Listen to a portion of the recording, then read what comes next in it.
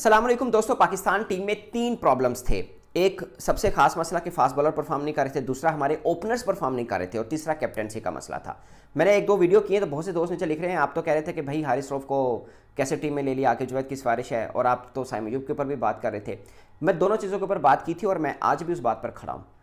पाकिस्तान देखिए, पहली बात तो ये है कि हारिस रऊफ ने परफॉर्म किया, पाकिस्तान जीता, वो परफॉर्म करें, खेलें, और इससे बढ़ के आप और मैं हमारी क्या ख्वाहिश हो सकती है कि कोई भी प्लेयर जो खेल रहा है वो परफॉर्म करे और जीते। हारिस रऊफ और साइम अयूब ये दो वो खिलाड़ी थे जिनके ऊपर पहले से बातचीत हो रही थी। साइम अयूब के ऊपर आज सब खुश हैं कि 80+ रन कर दिए, छक्के मार दिए, मिचेल स्टार्क को भी और पैट कमिंस को भी, सब चीज़ें। लेकिन आप T20 में उनकी 23-24 इनिंग है जिसमें कोई 50 नहीं है।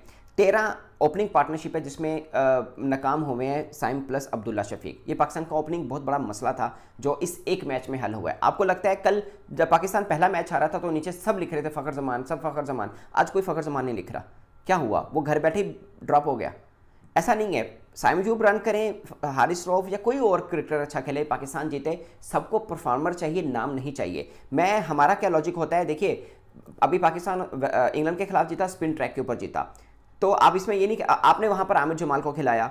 अब जहां पर आमिर जमाल जब टेस्ट सीरीज पाकिस्तान ऑस्ट्रेलिया खेल के गया था, वहां पर आमिर जमाल पाकिस्तान की तरफ से लीडिंग विकेट टेकर था, 17 विकेट थी। अब वो नहीं खेल रहा जहां पे वो सूट करती हैं। पॉइंट ये होता है कि आप सबको इक्वल चांस दीजिए। अभी टेस्ट पाकिस्तान में हो, आप खिलाइए हारिस रऊफ को, किसने मना किया है?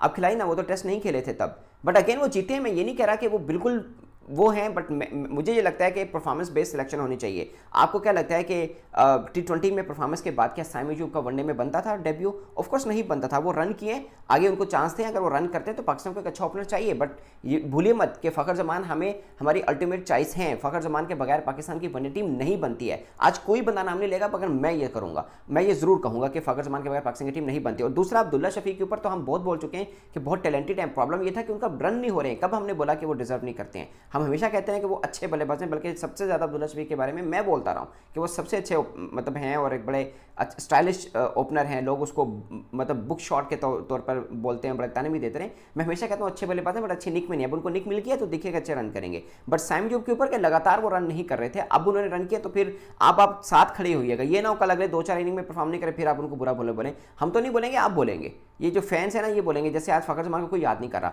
हारिस रऊफ 1.5 बरस के बाद किसी इंटरनेशनल मैच में उनका पहला ये मैन ऑफ द मैच है। ओवरऑल वनडे में तीसरा मैन ऑफ द मैच है। इससे पहले अफगानिस्तान, इससे पहले बांग्लादेश के खिलाफ वो मैन ऑफ द मैच आए हुए हैं, ठीक है। और अब वो मैन ऑफ द मैच है, तीसरा मैन ऑफ द मैच है इन वनडे। अच्छी बॉलिंग की है, पहले मैच में भी अच्छी बॉलिंग की थी, खासकर मैक्सवेल जो बिग बैश में उनकी टीम के कप्तान हैं, उनको दोनों बार उन्होंने आउट किया और उनके मेन बल्लेबाज हैं।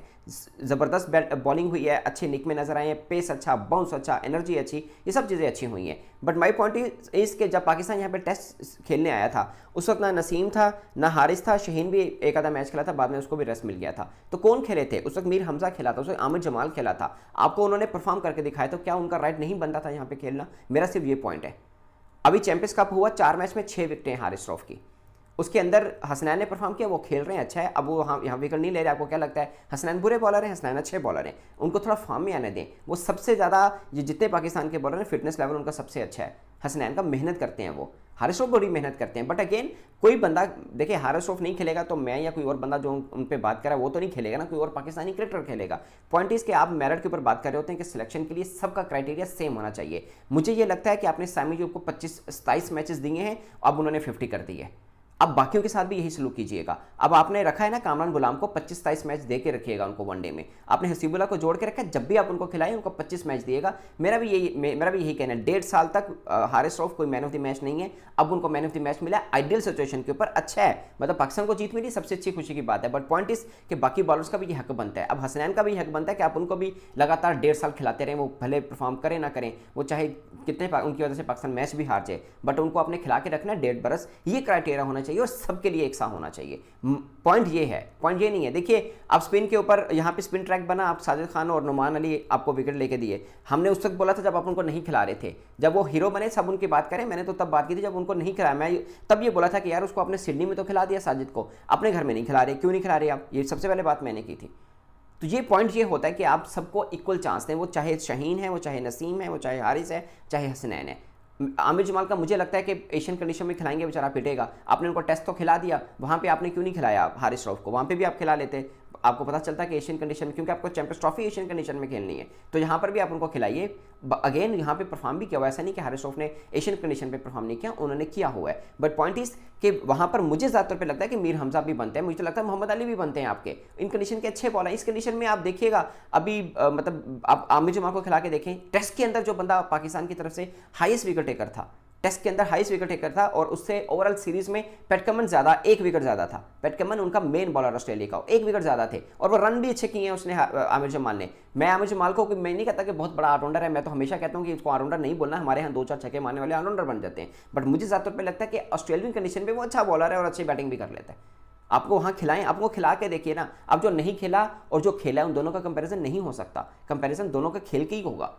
मुझे लगता है कि वनडे के अंदर आमिर जमाल बनते थे किसी की जगह। मैं ये नहीं कह रहा था, मैंने पिछले भी एक व्लॉग किया जब पाकिस्तान हारा था, मैंने ये नहीं कहा कि आपने हारिस को ड्रॉप कर दो या फलां को कर दो। मैं कह रहा हूँ चारों बॉलर में से किसी एक को कर दो, कोई भी हो सकता है ड्रॉप, इसमें कोई वो नहीं है, मतलब कंपलसरी नहीं है कि यही खेलेगा तो बनेगा, ये है। और बाकी पाकिस्तान टीम में ये 3 खामियां हैं, आप कप्तानी की वजह से हारते रहे, आप अपनी पार्टनरशिप आपकी अच्छी नहीं लग रही, आपकी बॉलिंग में प्रॉब्लम आ रहा है। अब आपको बॉलिंग कंडीशन मिली, आपके बॉलर अच्छे लग रहे हैं, यही बॉलर आपको एशियन कंडीशन में शायद बुरे लगेंगे, क्योंकि हमारा हादसा छोटा है।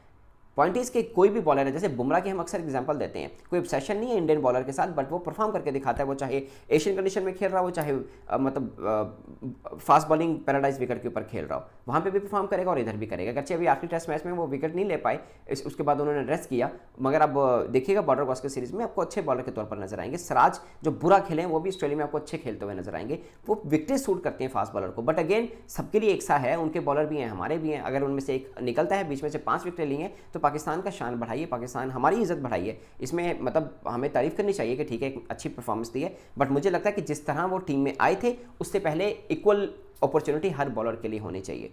जो अपॉर्चुनिटी आपने साइम को दी, जो अपॉर्चुनिटी आपने हारिस रऊफ को दी, वो बाकी भी उतना ही डिजर्व करते हैं, फिर आप उनको भी इतनी दिएगा। ये मत कीजिएगा कि एक को तो 1.5 साल आपने रगड़ के रखा, दूसरे ने 2 मैच में परफॉर्म किया, जैसे बातें हो रही थी कि स्नैन को ड्रॉप कर दो, क्यों कर दो एक मैच के बाद उसको ड्रॉप, उसको भी 1.5 साल खिलाइए और उसके बाद ड्रॉप कीजिए। तो दोस्तों ये मेरी थिंकिंग है, और बाकी अगेन कोई भी किसी के खिलाफ पर्सनल नहीं होता, एटलीस्ट मैं नहीं होता कि मुझे लगे कि यार नहीं मेरी कोई पर्सनल ग्रज है, किसी के साथ मैं कोई क्रिकेटर थोड़ी हूँ जो पर्सनल ग्रज होगी।